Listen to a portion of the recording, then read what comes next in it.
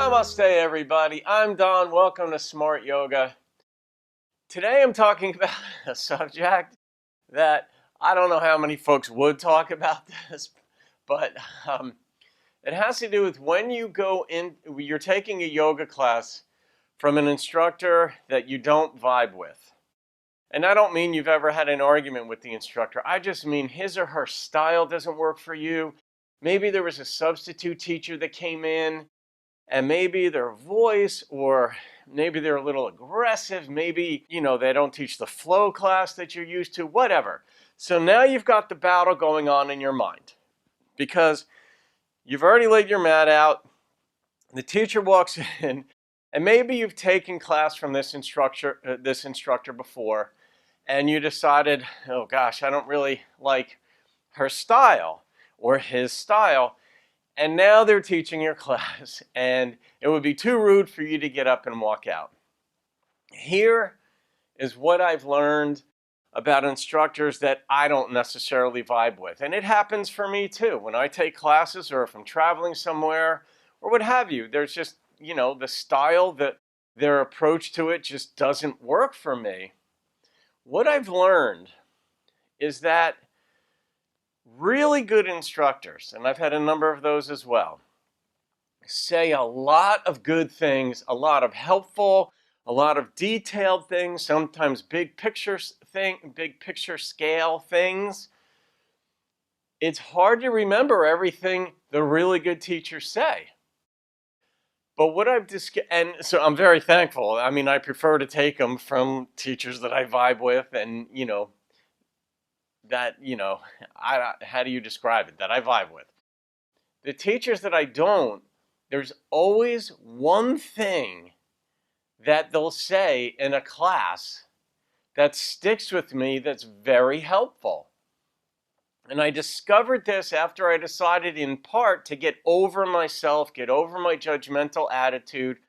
I'm in a class for an hour or an hour and a half, and do I want to have this little attitude going on and this battle within me that I can't wait till class is over, or would I rather get more out of it? So I decided, all right, you're in the moment here, Don. You're in this moment that's going to last an hour or an hour and a half. Roll with it.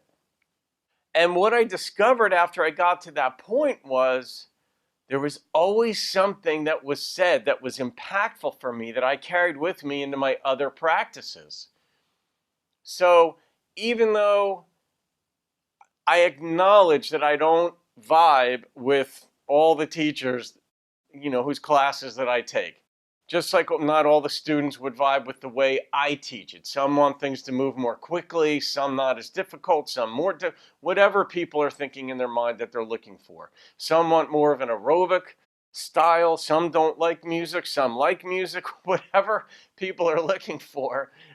None of us is the end all and be all for every person on the planet that takes yoga. But you can take something from each teacher. And I don't say that, I mean in a very practical, real way. But here's the thing about yoga, and it's very practical, where if you get to the point in your yoga classes where you're like, okay, I don't really vibe with this instructor, but I'm going to be here, I'm just going to, I'm going to try to go to a better place, 5% better, 10% better, however you depict it. That mindset, that habit, that attempt, that desire translates off the mat in your other relationships to where you start to see good things in people that you didn't see good things in before. And it doesn't mean you want to go to dinner with them all. It doesn't mean you want to date them all. It doesn't mean you're going to like them all. It doesn't mean but it does mean you're going to start to see things in a different light in those people. That is a way to create greater harmony, not only among people, but for yourself, so that your days just become more pleasant. And I experienced this myself, and that's why I wanted to point this out for you. So if an instructor walks in that's a substitute teacher because your regular teacher is sick or on vacation or what have you, just try to find that thing.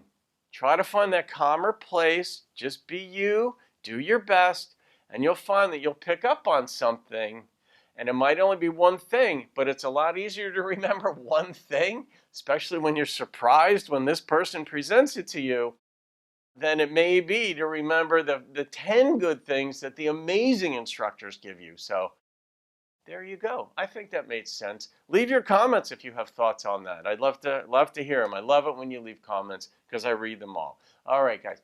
Thank you. Namaste. Have a wonderful day.